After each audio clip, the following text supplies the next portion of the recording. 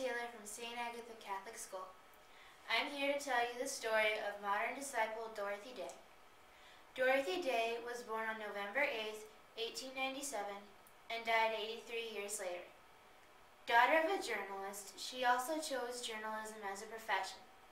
As a young woman, Dorothy became involved in several love affairs, entered into a brief marriage, and also gave birth to a child out of wedlock.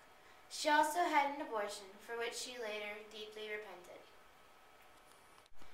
During World War I, she became a socialist and was influenced by the Communist Party, because she thought this was the best way to help the poor.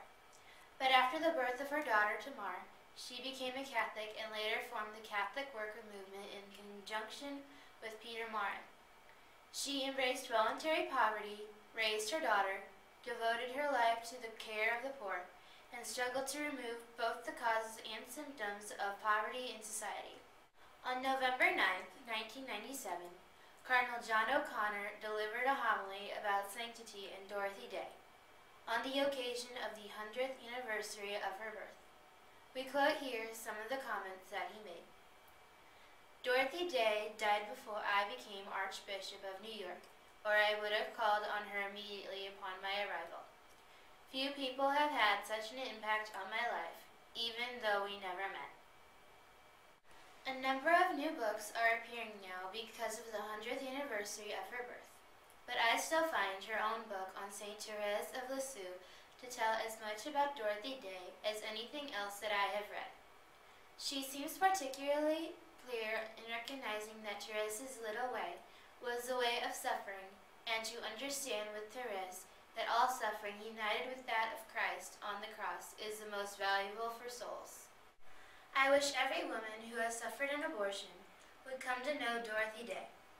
Her story was so typical, made pregnant by a man who insisted she have an abortion, who then abandoned her anyway.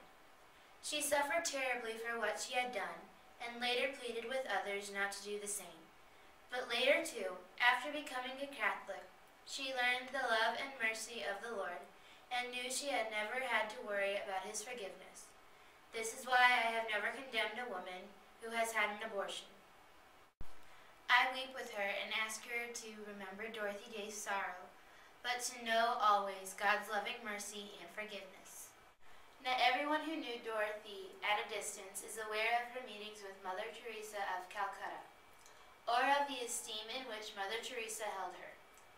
A new book by Jim Forrest, Love is a Measure, includes a portion of a Mother Teresa letter written for Dorothy Day's 75th birthday.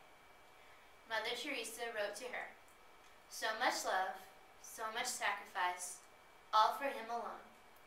You have been such a beautiful branch on the vine, Jesus, and allowed his Father, the vine dresser, to prune you, so often and so much. You have accepted all with great love." I wish I had known Dorothy Day personally.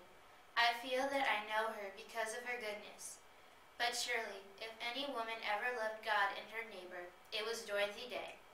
Pray that we do what we should do. The Vatican has begun proceedings that may lead to her canonization. She went down many blind alleys before she found the road that Christ was pointing out to her all the time.